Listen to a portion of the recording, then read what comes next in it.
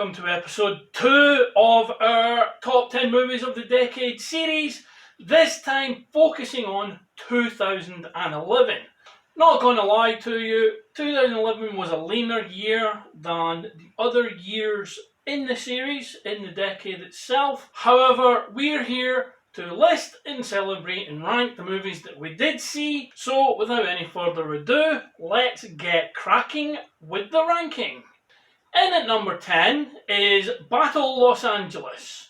It's an alien invasion movie, but it's done in the style of being with the street level grunts rather than the government officials and the dogfights in the air and all that kind of thing. It's essentially a street war movie where the opposing force is invading aliens.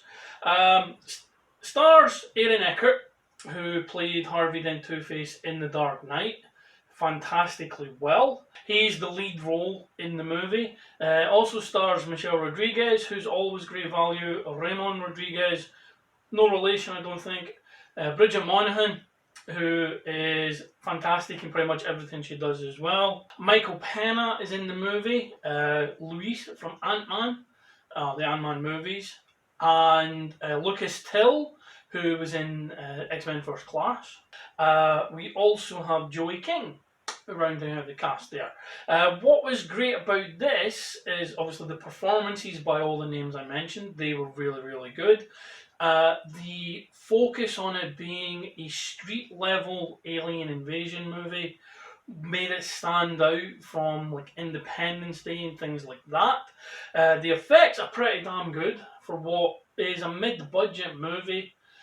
And this is a worthy number 10 for 2011.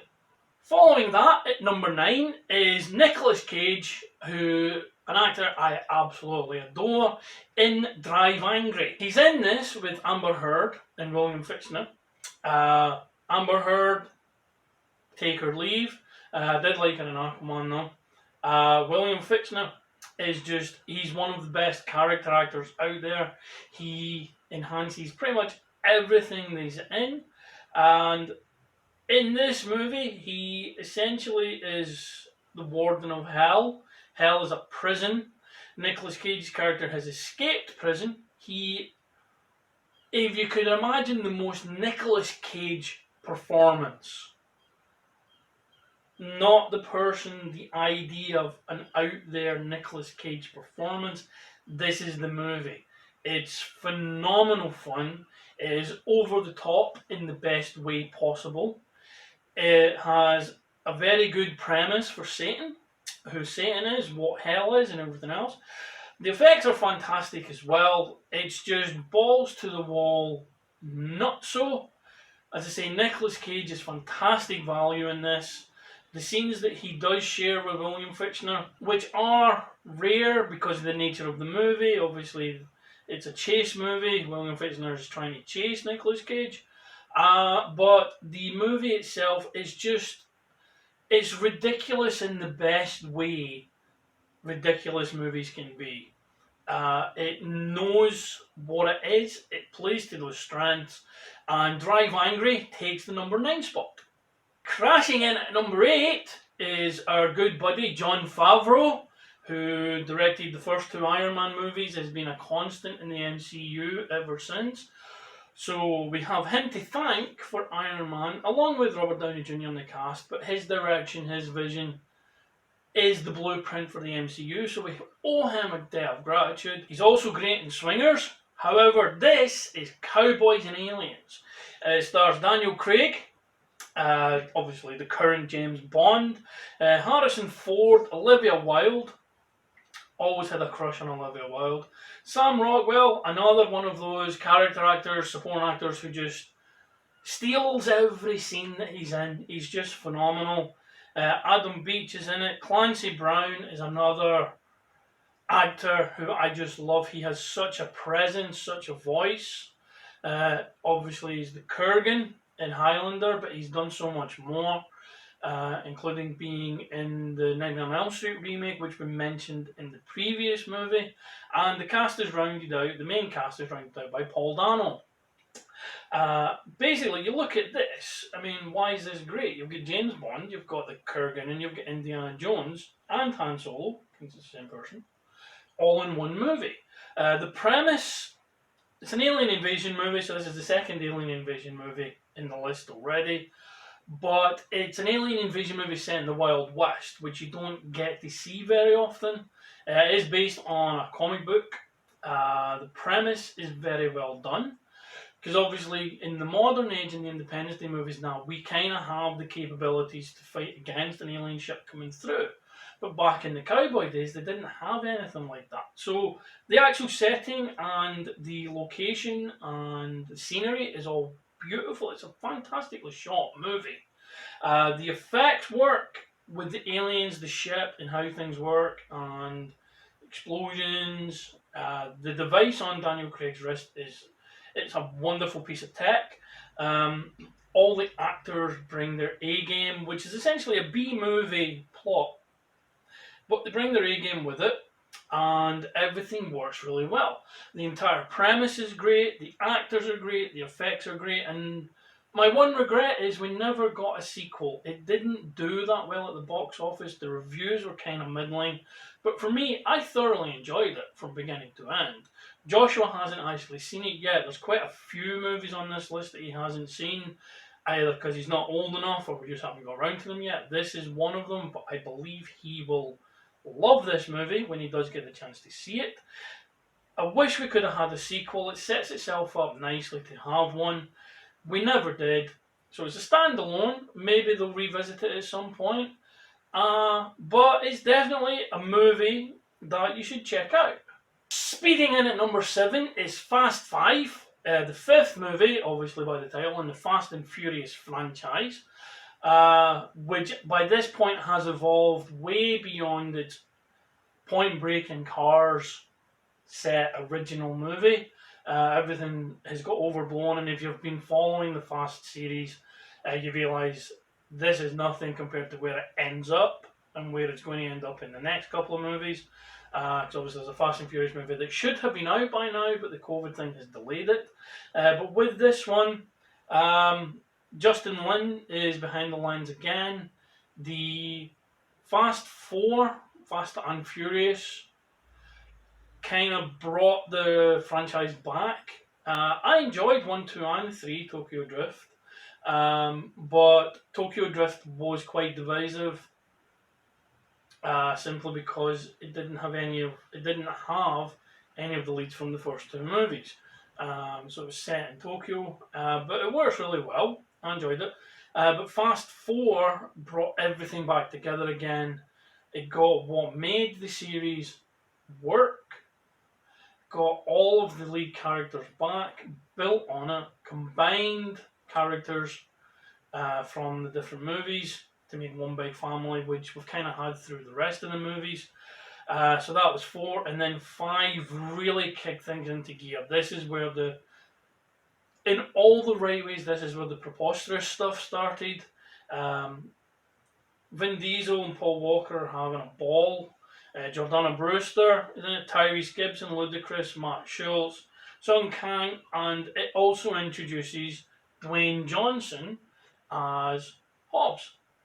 And it just, the testosterone, especially when we saw that The Rock was going to be in it, it was, well, him and Vin have to fight. And the fact that you knew that was going to happen meant they had to make it special when it did happen, and boy did they succeed there. The Rock's character made such an impression on the movie and the cast and everything else. He's been in the movies ever since, even getting his own spin-off, Hobbs and Shaw, which starred Idris Elba as well. That's a fun movie. Also, this one, the over-the-top stunts that the Fast and Furious franchise is now known for, essentially started with this one. The climactic race through the streets of Brazil, towing a bank vault, and if you've ever seen a behind-the-scenes making of that scene, it just makes it even more amazing that they managed to pull it off. It's ridiculous as I said, in all the best ways. It was the launching pad for the franchise to go in the direction it needed to go. It cannot be parodied because it's a parody of itself, but it's paradoxically a serious parody. They play it straight, and that's what sells it. And Fast Five, I think for me, the vault is my favourite set piece. The vault heist is my favourite set piece in all the movies. It's not the movie I enjoy the most. That was 6. But this set the template for what it was going to be going forward, and I thank them for it. Justin Lin is such an amazing director. He's become like Christopher Nolan. There's certain directors, when they're releasing a movie, I'm automatically interested. You don't have to tell me anything else at that point. Just mentioning their name as the director means you already have my interest. Then we'll see what's going to happen from there. And Justin Lin is one of those directors. We are going to be discussing more of those directors as we go across the series. I did think about putting this in at number 5 just so I could do the pun of 5, but it didn't warrant that high a position based on the other movies in the list, which means it has to settle for number 7. Coming in at number 6 is the MCU's first entry in the countdown. As you can imagine, over the coming years there's going to be more, but for now we're talking about the debut, the origin story of Captain America in Captain America the First Avenger. Directed by Joe Johnston, who did a fantastic job. Stars Chris Evans in the title role. One that quite a few people at the time weren't keen on. He hadn't long come off 2 Fantastic Four movies where he played the Human Torch, Johnny Storm. So some people still had him associated with that, and character-wise you probably couldn't get 2 more different personalities than straight-laced Captain America and fun-loving Johnny Storm. However, he knocked it out of the park. As an origin story, before he gets the super soldier serum, he is fantastic as this earnest, honest, brave, but ultimately too frail for the war person who wants to be a hero. He wants to go to war, defend his country, defeat the evil Nazis, and save the world. That's what he wants to do. He's ultimately given this opportunity and he jumps on it, quite literally with the grenade scene in the movie.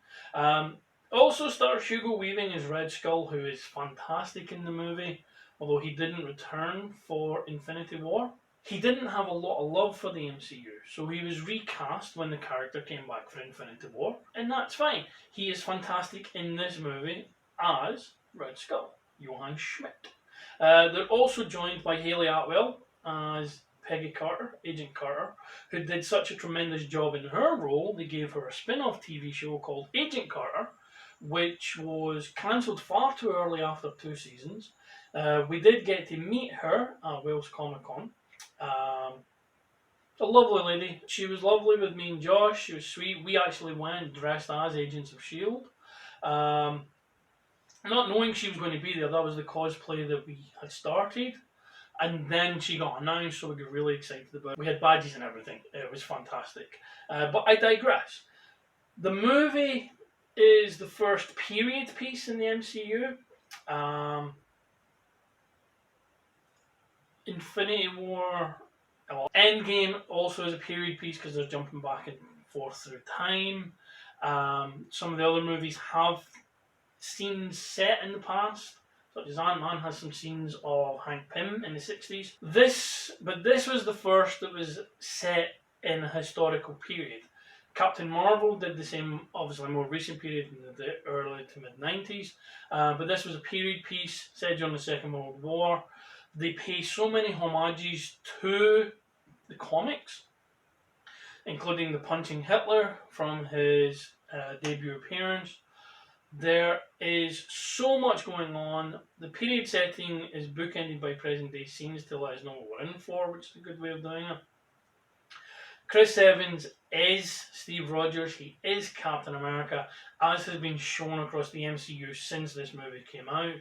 He embodies everything that is ideal about this super soldier who, as Tony Stark says, everything great about him came from a bottle. That's not true. His physique and his athleticism came from a bottle.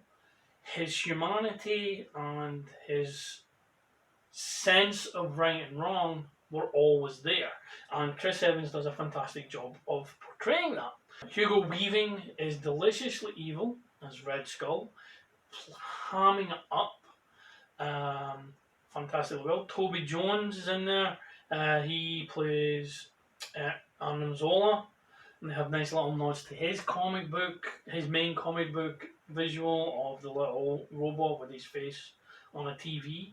Tommy Lee Jones is in the movie. He plays a great gruff. He plays what you think Tommy Lee Jones would be in the army, and he does it really well. Stanley Tucci is in the movie.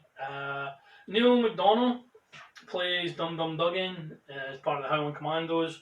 Dominic Cooper is fantastic as Howard Stark, Tony Stark's dad.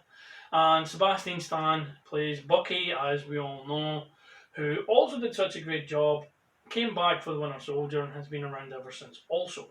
It's a fantastic cast. Everyone excels in what they're supposed to be doing. Everything comes together beautifully, and it sets up the Avengers perfectly with a fantastic post-credits thing. Obviously, the MCU has built its reputation on these post-credits things. Iron Man 1 had a great one, which introduced Nick Fury and the idea of the Avengers. The Incredible Hulk had one, which pushed on the Avengers thing. We had Thunderbolt Ross, so that showed that this was a shared universe.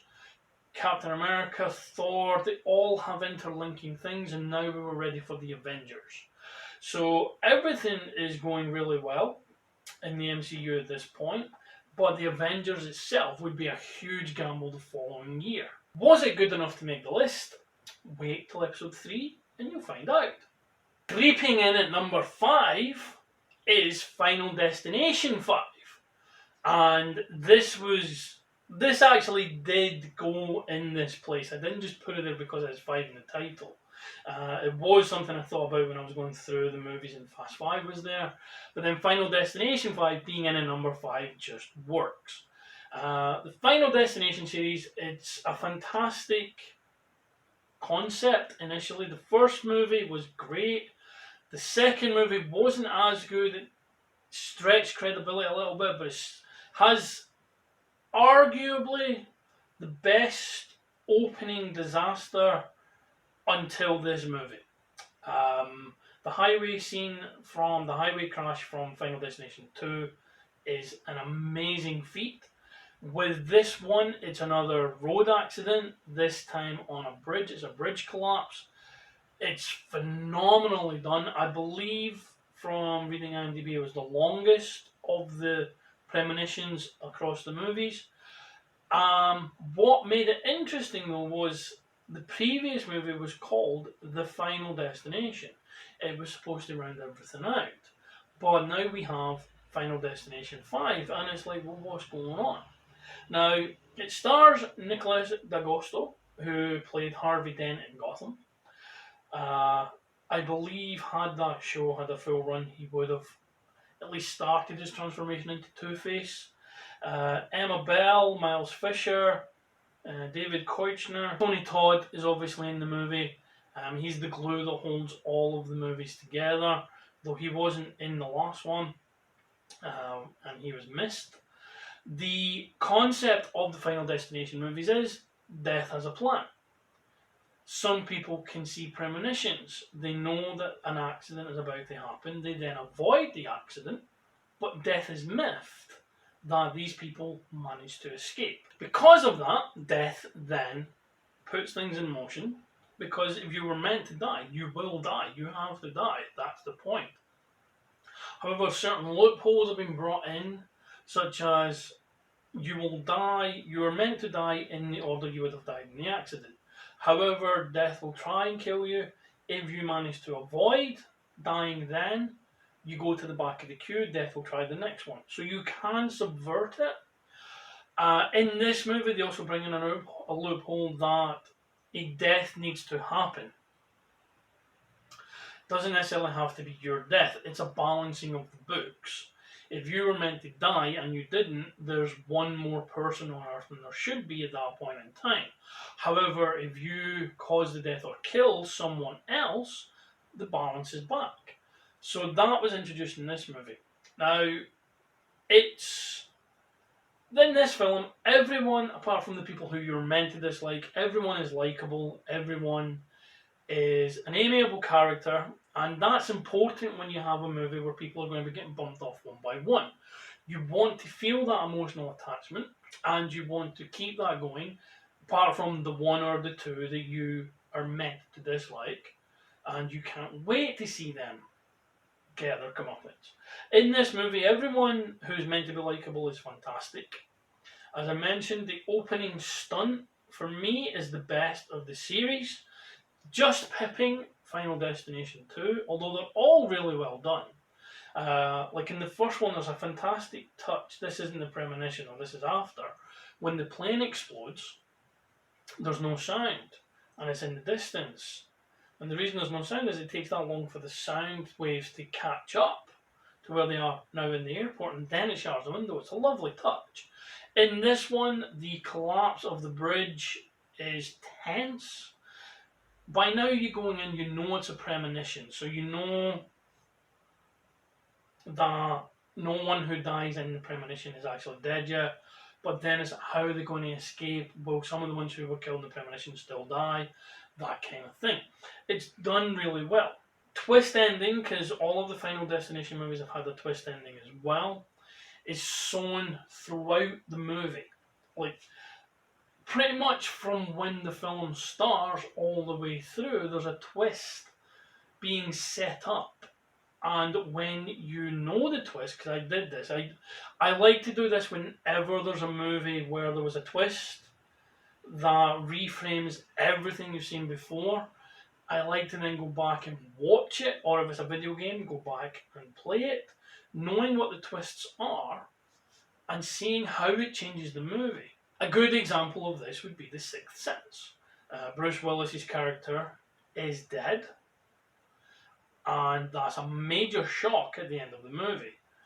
However, once you know that and you watch the movie, there are certain little things that come out that make it obvious he was dead. You just weren't paying attention, or you weren't looking at it in that way. In this movie, there's tons of things that set up what the twist is. And when I saw it and I had that ending, if you've seen the movie, you know what I'm talking about, I lost my shit. When I watched Final Destination 5 and I got to the climax, and we've cheated death, we've won. However, as we know, things happen. There's always a twist in the tale. This twist, this ending, was perfect. It brings everything full circle. Death had a plan. And that's what we have here. And it's just genius. Tony Todd is Tony Todd. He brings gravitas to everything he's in. That voice alone is just so soothing, but also menacing. Case in point, his voice for Zoom in the second season of The Flash. That is an amazing voice. And the film expands the mythology of death, death's plan, death's order, without convoluting things. Final Destination 5, if I had to put them in order of how good the movies are, it'd be the first one, then this. So it's second best of the Final Destination movies for me. There are certain characters I enjoy more, there's some set pieces I enjoy more. But in 2011, it's number 5. Coming in at number 4 is a relatively low-budget British film directed by Joe Cornish. It stars Jodie Whittaker, who is the current Doctor Who. Introduced the world to John Boyega. Stars Nick Frost as well. And that movie is Attack the Block. I love this film. As I say, introduced John Boyega to the world. Joe Cornish directs it wonderfully, balancing between humour and scares. The creature design, the alien design is such an original concept. It is genuinely terrifying. just black. That's all it is, just black, except these luminous teeth. These fluorescent teeth, that's all you see. If you've ever seen the movie Critters, imagine Critters going through 3 Pokemon evolutions. That's what these creatures were like. They are nasty, they are vicious. The film doesn't shy away from it either. It can be nasty at times. It launched, arguably, the careers of Jodie Whittaker and John Boyega into what we know them today. It was generally a cast of unknowns, which obviously helps as well. When you have a cast of unknowns, you don't really know who's going to live and who's going to die. So when you have that kind of concept here, it just works really well. It's set in a generic housing estate in the UK. Anyone who's lived in the UK knows a place like this, has been to a place like this. It's an unusual setting for such a movie, and that's why it works so well. Joe Cornish directs things beautifully, as I mentioned. John Boyega, fantastic in the lead role. And my hope is that through the Star Wars sequels and the stardom he now has, people have went to see his back catalogue, and this movie will get much more recognition because it really deserves it. Attack the Block, number 4, fully deserved that position. Let's see who this year made the podium for the medal positions. Taking the bronze at number 3 is another reboot. It's not a remake, it's a prequel, but it reboots the franchise, and is Rise of the Planet of the Apes. Now, it's been a trilogy. I don't know if they're going to do any more. The third movie kind of put a cap on this story. I do think it'd be interesting for this aesthetic, this version of the Planet of the Apes, to then have a movie which is a remake of the first Planet of the Apes movie, the one set in the future where the apes have taken over completely. This, as the name suggests, shows the rise of the Planet of the Apes and how we end up there. It is one of the examples to pull out to show that reboots are not to be dismissed out of hand simply because they're a reboot. Yes, the Planet of the Apes movie that Tim Burton didn't work. There were some really good aspects of it, but in general, it wasn't all that great. This takes the premise of the Planet of the Apes and takes it back to the beginnings of the original Planet of the Apes. In that, Charlton Heston and his crew blast off in the Icarus to go to space. So the beginning of that movie is obviously them doing that. This film is what's happening on Earth while they're in space, being transported to the future, which is the Planet of the Apes. It's beautifully done. The plot is, as I say, it's essentially a prequel to what happened. The mission, the Charlton Heston Icarus mission, is mentioned twice. It's mentioned in news reports. The first is talking about the launch of the Icarus mission, and later on in the movie, the disappearance of the Icarus mission, which means they have now travelled to the future, and in the original movie, they are set to come back to Earth when the apes have completely taken over. In this movie, they're gone. We focus on what's happening on Earth. And it's such a slow building movie, but in the best way possible. It does a wonderful job of making us sympathise with the apes, that you're watching the movie wanting them to succeed, even knowing what it leads to. The cast is just fantastic. James Franco is wonderful in the lead role. I don't think he ever gets the credit he deserves for how good an actor he is. John Lithgow's performance. John Lithgow's another great actor. His performance as James Franco's character's father, who's suffering from Alzheimer's, which is the catalyst for what's going to happen. They're trying to find this drug that will help with the Alzheimer's, and they're testing it on apes. It's making the apes smarter, and this is what's happening. He is wonderful. Tom Felton and Brian Cox are bastards in this movie. They play bastards so well. It also leads us to get a wonderful get your hands off moment that pays homage to Charlton Heston, Taylor's comment in the original movie, flipping around. Then we get to Andy Serkis playing Caesar. All the apes are fantastic, however, Caesar is the lead ape, played by Andy Serkis. This isn't motion capture, this is performance capture. He is acting, he's not just doing motions, he is acting. Obviously, the effects team did a wonderful job of digitally putting the skin of the ape over him, but everything he does in this movie is astounding. And across all three movies, that he was never nominated for an actual proper acting award is ridiculous. He should have got at least nominated for acting awards. It's phenomenal what he does in this movie. The effects are seamless. The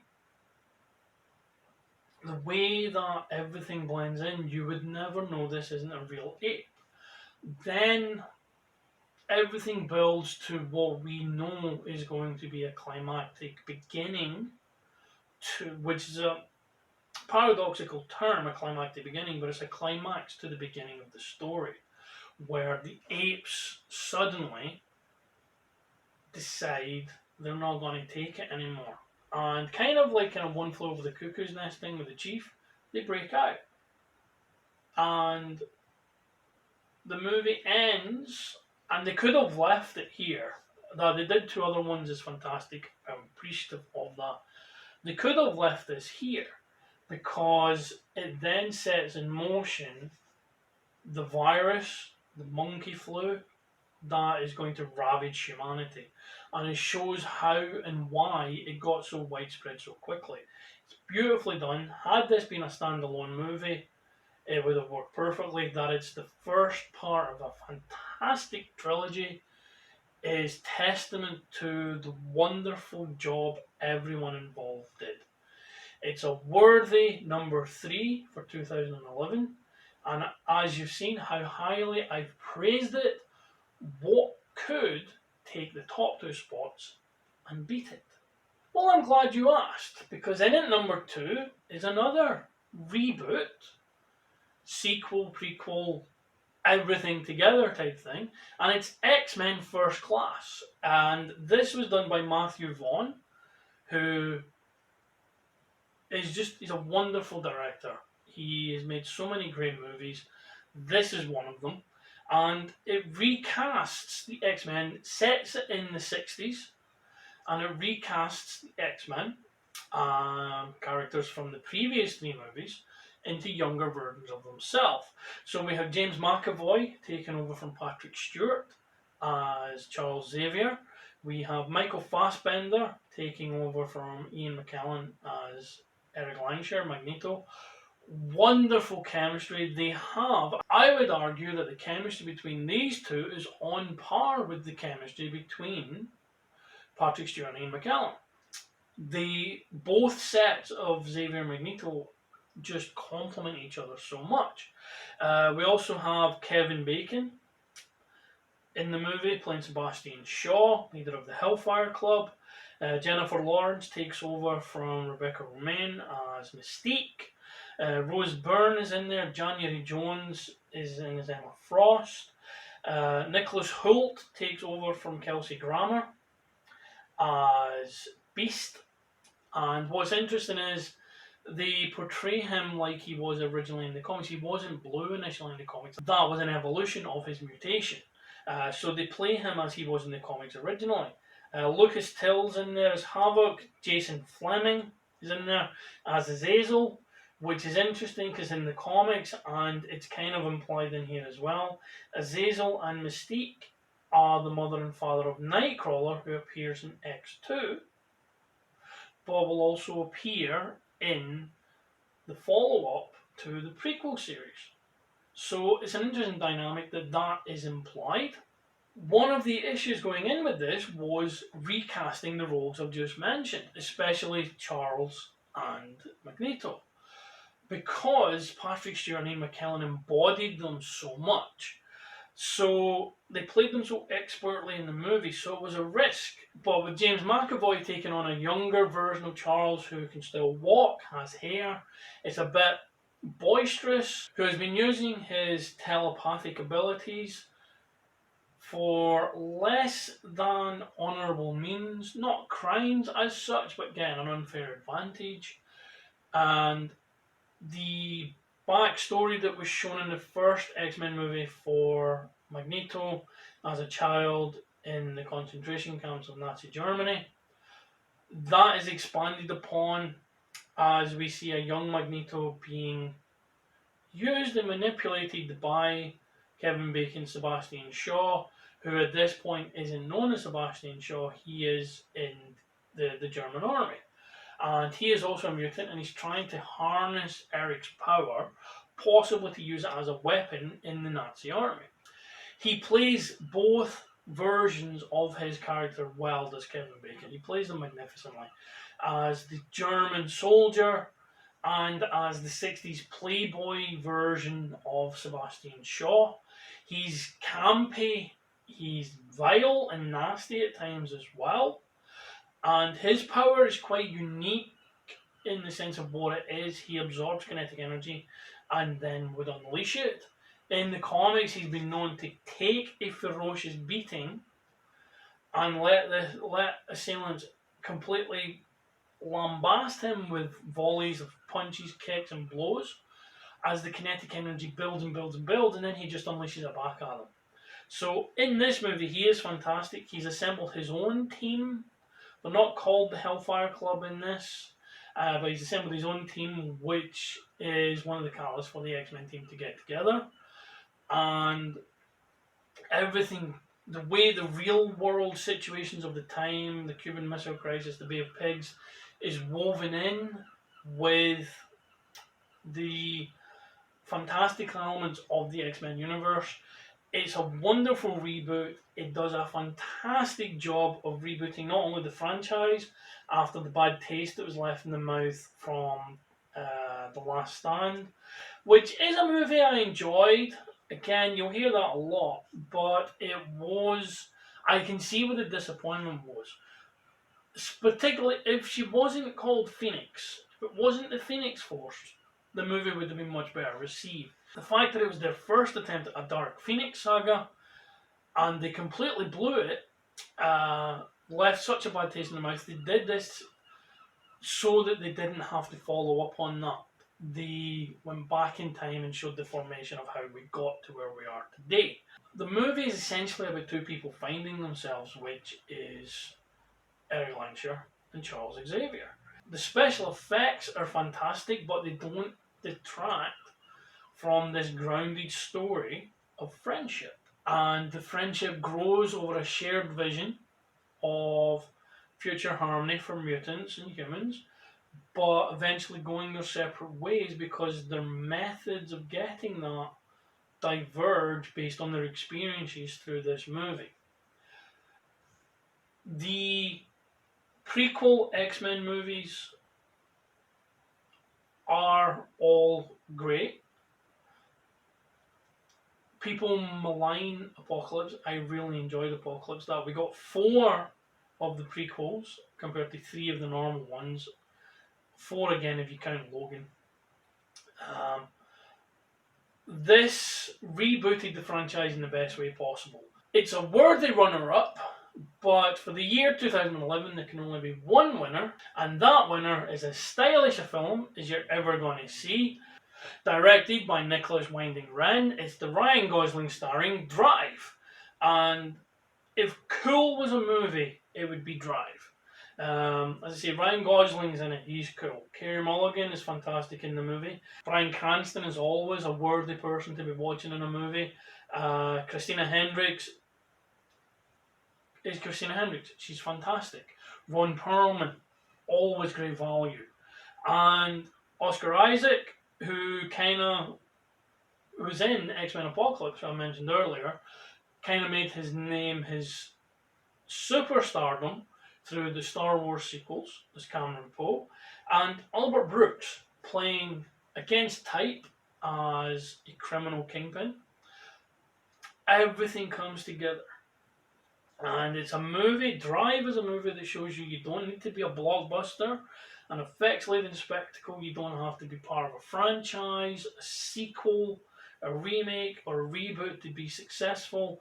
It shows that as much of an advocate of remakes and reboots as I am, original ideas are still fantastic investments and can still work amazingly well. I mentioned if Cool was a movie, it'd be this. That's doing it a disservice. This movie is infinitely stylish. From the cinematography, the way the lighting works, the way the scenes are shot, the costumes, the props, everything about it, the way the characters are done, the script. It's just, it's cool, the movie. It really is. It's phenomenal. The cast are great. Albert Brooks stands out, but Ryan Gosling is head and shoulders above everyone else. And again, it's arguable this is the movie that introduced him to the world. He'd obviously done things before, but this was his breakout role. The scorpion jacket, the gloves, the car, everything he does is just cool.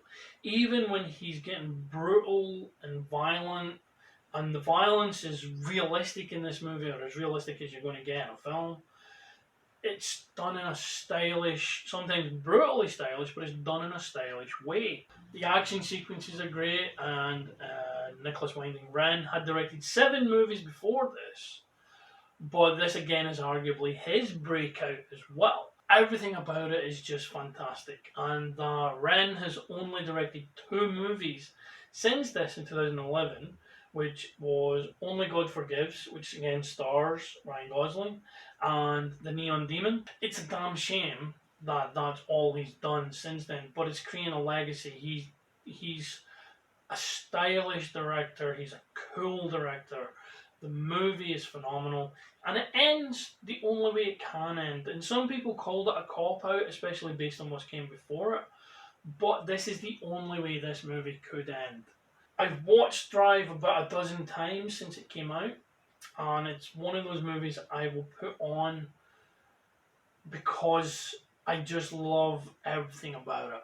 And that is why Drive is, for us, the best movie of 2011. It goes on to the final episode, episode 11, to battle it out to be named the best movie of the decade.